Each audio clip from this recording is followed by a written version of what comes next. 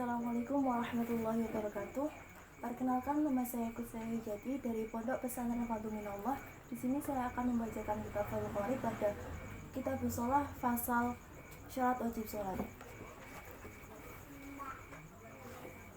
Bismillahirrahmanirrahim. Qala al-musannifu rahimahullahu ta'ala wa nafa'ana Allahu bihi wa bi'ulumihi fid dharain. Amin. Bismillahirrahmanirrahim. Faslun utawi iki iku sujining fasal. Wasyara itu wujubi sholati utawi syarat-syarat wajib sholat iku salah satu asya'a telu pira-pira perkara. Ahaduha utawi salah sijine telu iku al-islamu Islam. Fala tajibu mula ora wajib apa as-sholatu sholat alal kafiri ing atase wong kafir al-asli kang bangsa asli.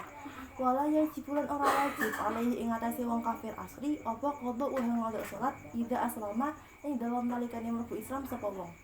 Wa amal murtadu anapun utawi wong kang murtad fatajibu mongko iku wajib alaihi ing atase wong kang murtad apa as-sholatu sholat wa qada uhalan ngodok sholat in adalamun bali sapa wong ilal islami maling Islam. Wasani lan utawi kang kepindho iku al-bulughu baligh. Fala tajibu mula ora wajib apa sholat ala sabiyin ing atase bocah cilik lanang wa sabiyatin lan bocah cilik wadon. Lakin ang tetapine yuk maroni den perintah sapa karone sobi lan sobiyah biha kelawan sholat ba'da sab'i sinina ing dalam sakwise 7 tahun in hasola lamun hasil apa at-tamyizu tamyiz biha kelawan 7 tahun. Wa illa lan lamun ora hasil tamyiz fa ba'da tamyizi mongko den perintah ing dalam sakwise tamyiz. Wa yutrabani lan den gebuk sapa karone ala tarkiha ing atase ninggal sholat ba'da kamali 10 sinina ing dalam sakwise sempurnane 10 tahun. Wasali surat utawi kang ketelu iku al-aqlu berakal. Fala tajibu mula ora wajib apa salat ala majninin ing atase wong iten.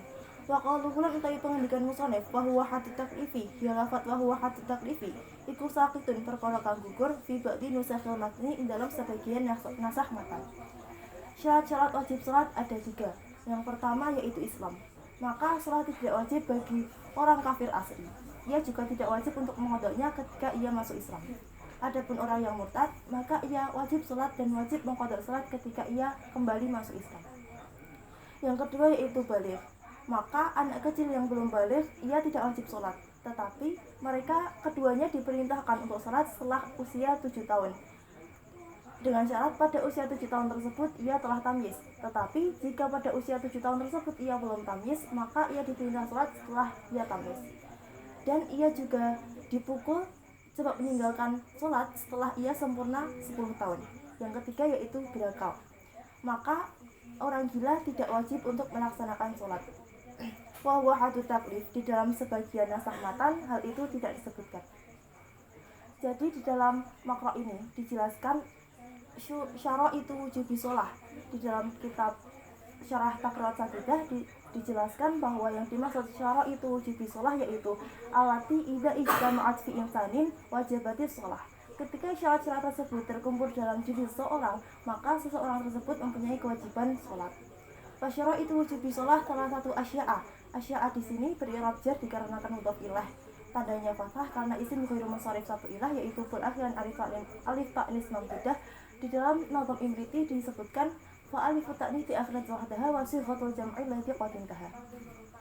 Syarat wajib sholat yang pertama yaitu al-islamu. Di dalam kitab Syarah Bajuri disebutkan yang dijelaskan bahwa Islam di sini meliputi walaupun seseorang tersebut masa Islamnya telah berlalu, yang dimaksud yaitu orang yang murtad. Fala tajibu sholah alal kafir asli. Tajibu di sini fi'il mudhari' i'rab rafa' dikarenakan amil maknanya tajarrud. Di dalam Nazm Imriti disebutkan raf'ul mudhari'i ila tajawada an nasibin wa jazimin ta'abbada. Maka tidak wajib sholat bagi orang kafir asli. Yang disebut kafir asli yaitu seseorang sejak lahir ia telah kafir, maka ia tidak wajib sholat. Dan ketika ia masuk ke agama Islam, ia pun juga tidak wajib untuk mengqadha sholat. Amal murtadu adapun orang yang murtad yaitu orang yang meninggalkan agama Islam, maka ia wajib melaksanakan sholat. Dan ketika ia kembali masuk ke Islam, maka ia wajib mengqadha sholat ketika ia murtad. Keluar dari makna murtad di sini yaitu ketika seseorang beragama selain Islam kemudian pindah ke agama lain. Yang kedua yaitu al-bulughu. Di dalam kitab syarah disebutkan bahwa yang dimaksud bulugh di sini yaitu alamatul bulugh ada 3. Yang pertama yaitu berumur 15 tahun qomaliyah, kemudian yang kedua yaitu ihtilam, yaitu khurujul mani, keluarnya mani baik ketika tidur maupun ketika terbangun. Kemudian yang ketiga yaitu haid bagi perempuan. Maka anak yang belum balik, sobi dan sobiyah, ia tidak wajib untuk melaksanakan sholat. Tetapi keduanya diperintahkan untuk sholat ketika ia berusia 7 tahun dan ia setelah tamyiz. Ketika ia belum tamyiz pada usia 7 tahun, maka ia diperintah sholat ketika ia telah tamyiz.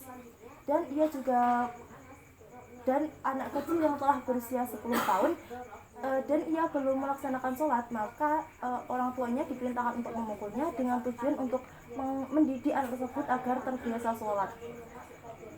Kemudian